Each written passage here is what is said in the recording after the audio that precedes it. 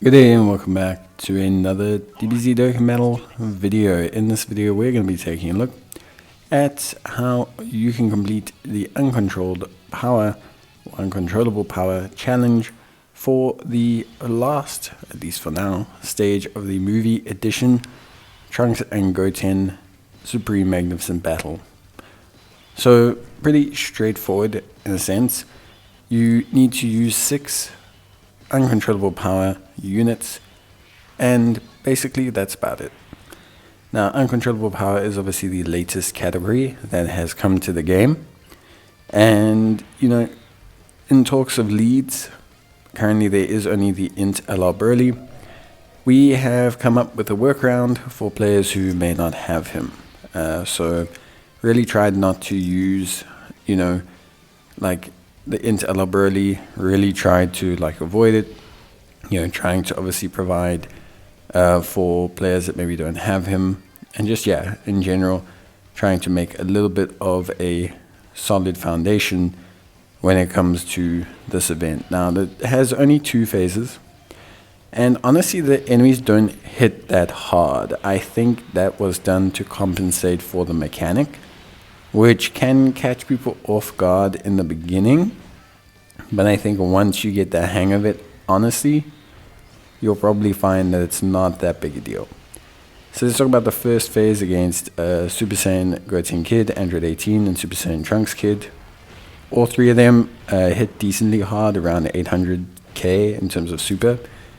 Nowadays, that's just not a huge amount, but how it works is Goten will change key spheres to bombs.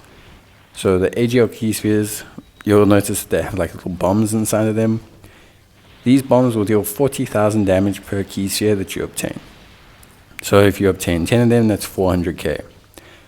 The damage will occur before the healing from the orb, and this is a very important factor when you're determining how to handle who picks up the orbs. So we'll talk about that just now.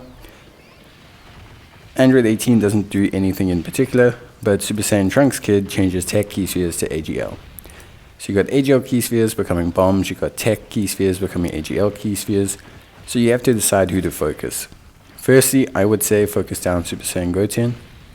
Eliminate that, bomb threat, in inverted commas, and give yourself the opportunity to essentially make your life a lot easier by eliminating that damage gain per orb. Although Trunks is irritating, you can heal back a decent chunk just by using an AGL unit. The healing per orb that you gain occurs after the initial damage from the orbs. So for example, if you collect 10 orbs and you would take 400k, but then you would heal back with that character 230k, you'll end up taking 170. So it's not ideal. Obviously, players would prefer not to take such damage, but it's something that you can, to a certain extent, control to a fairly easy degree.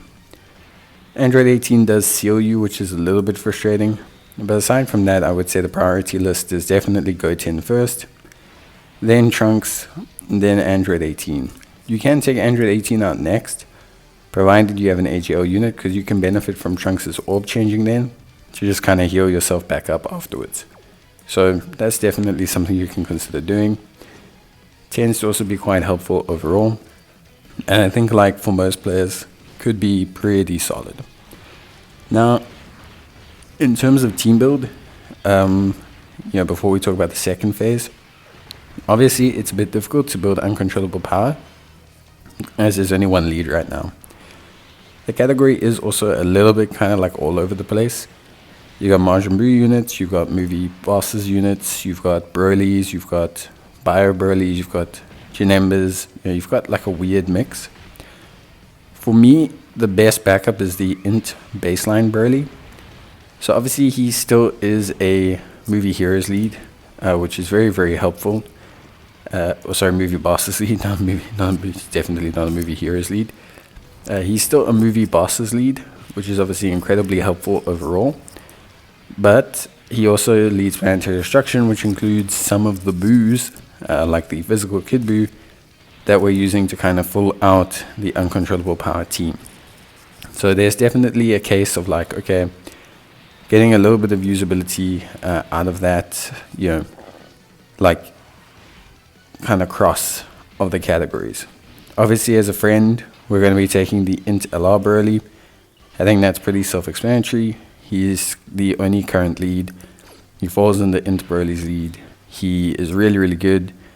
And yeah, in general, just obviously something that we want to, like make sure we have. So I think for me overall, I would have to say, like, yeah, no problem.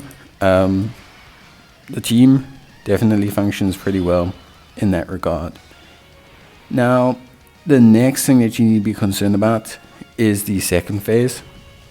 So the second phase, you're facing a Super Saiyan Trunks and Goten, and you're facing Krillin.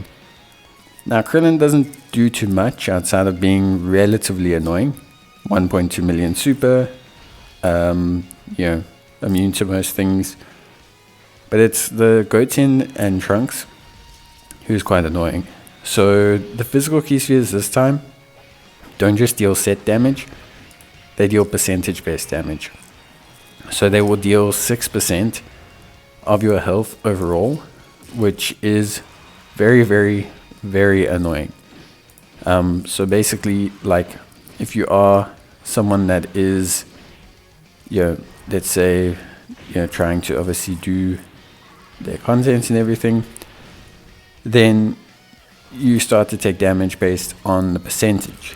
And this is a big deal because it's harder to out-heal this. So it makes it very hard to deal with. On top of that, they will change strength key spheres to physical key spheres, which is a little bit annoying.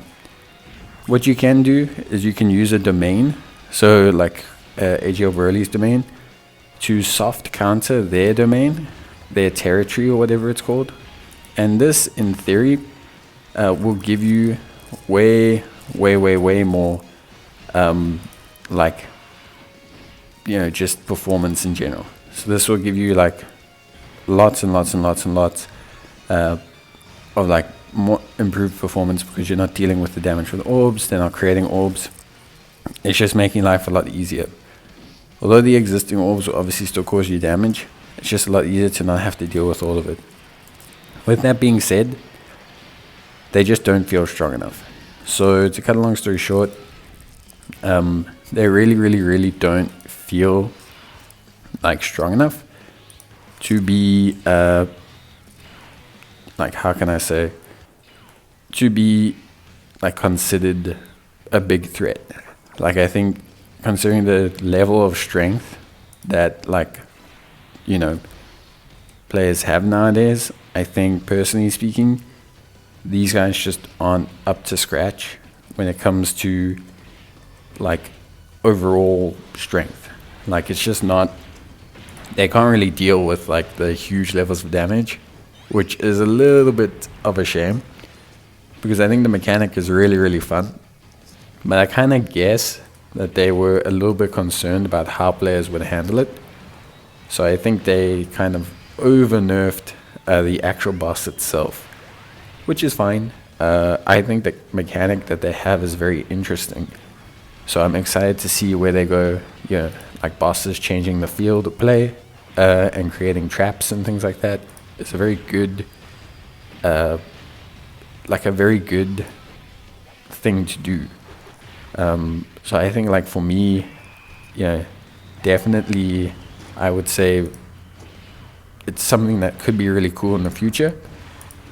But I think, right now, the way they tuned it and the way they kind of planned everything, I think unfortunately it just didn't really pan out to being it